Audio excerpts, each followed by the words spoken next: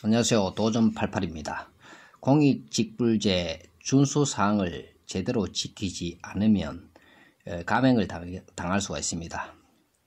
연차적으로 감액의 비율이 높아져서 최소 120만원을 다 받을 수 없는 경우가 생길 수도 있습니다. 그러면 신청 전 주의사항, 신청하면 안 되는 면적, 준수사항 어떻게 실천하는지에 대해서 알아보도록 하겠습니다. 도전!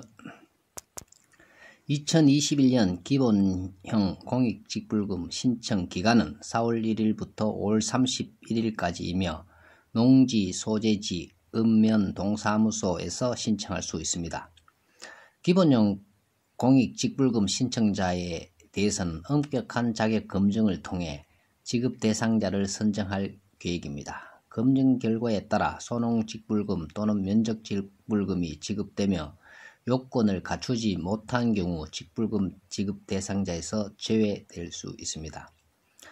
농업인 준수사항 17가지에 대한 국립농산물품질관리원 및 지자체의 연중 점검 결과에 따라 각 위반 사항에 대해 기본형 공익직불금 총액의 10%씩 감액하여 지급할 예정입니다.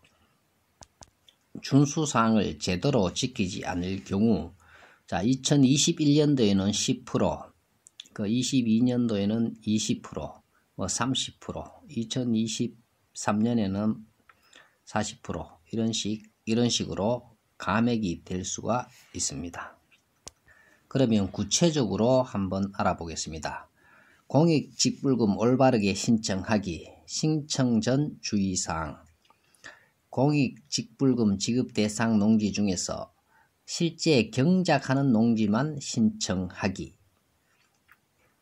경작 중인 농지 중 폐경 면적은 공익직불금 신청하지 않기, 임차한 농지는 임대차 계약서를 준비하여 공익직불금 신청하기, 공익직불금 신청 전 변경된 농업경영체 정보는 14일 이내에 변경하기, 신청하면 안 되는 면적, 농로, 농로는 안 들어간 신청하면 안 된다는 이야기죠. 그래서 그 다음 간이 저온 저장고, 웅덩이, 수로, 농막, 퇴비장 이런 것은 신청 면적에서 빼야 된다는 이야기입니다.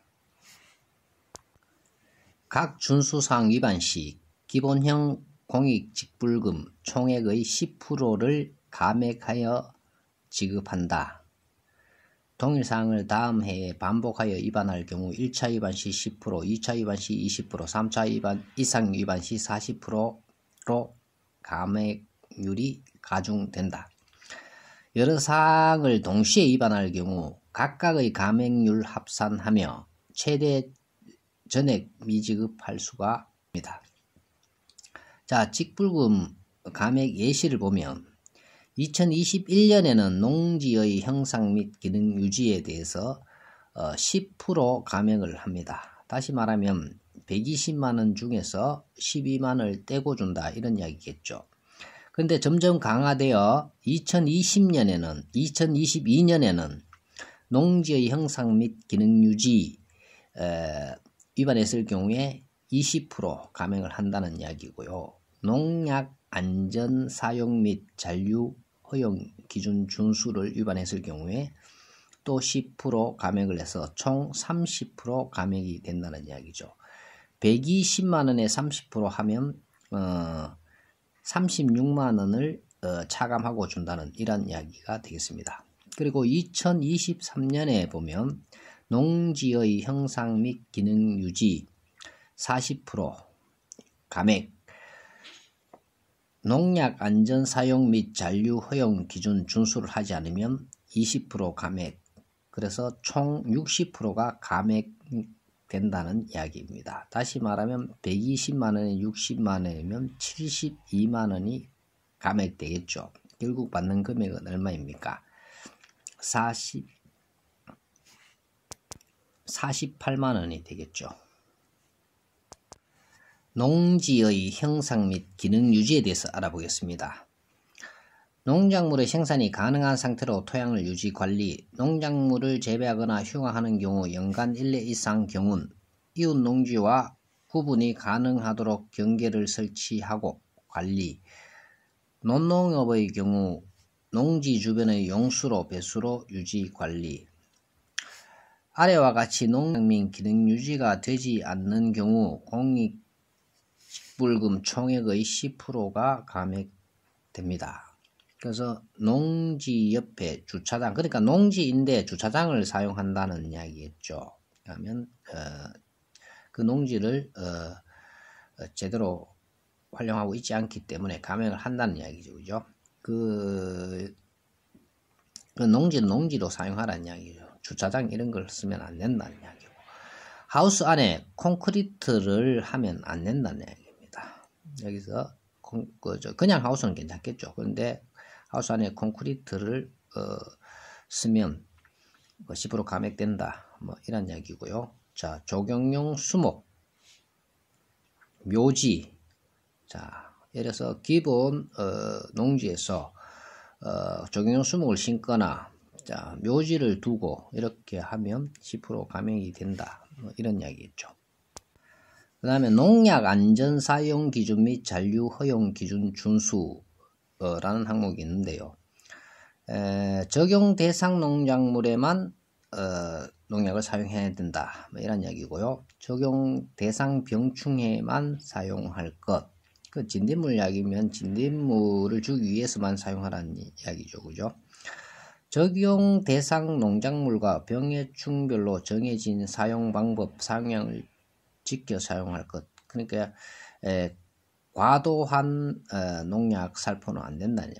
그러니까 우리나라에 있죠. 그죠? 농약 안전 사용 잔류 허용 기준이 있습니다. 그래서 그걸 뭐 검사하고 하잖아요. 그죠? 적용 대상 농작물에 대해 사용 시기, 사용 가능 횟수가 정해진 농약은 이를 지켜 사용할 것. 그래서 얘를 살포하라고 되어 있는데 농작물에 3회를 살포하고 를 살포하면 안 된다, 뭐 이런 얘기죠. 농업농청 공익기능 증진 교육 이수라는 항목이 있는데요.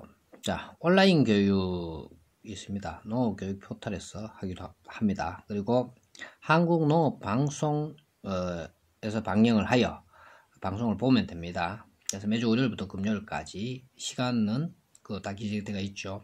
그리고 영상, 이북 등 관련 콘텐츠를 통해서 또 교육을 한다, 뭐 그런 내용입니다. 마을 공동활동 참여. 예를 들면 추석 전에 마을을 대청소한다. 그때는 같이 가서 대청소를 하면 되고요. 영농 폐기물의 적정 처리. 그래서 농지에 폐비닐, 폐농약병, 폐자재 등을 버려진 상태로 방치하면 안 된다, 이런 내용입니다. 그래서 농지에 폐비닐 쪼가리가 날아다니면 안 된다, 이런 이야기겠죠. 그리고 농지 주변에서 폐기물을 태우거나 땅에 묻어서는 안 된다, 이런 내용입니다.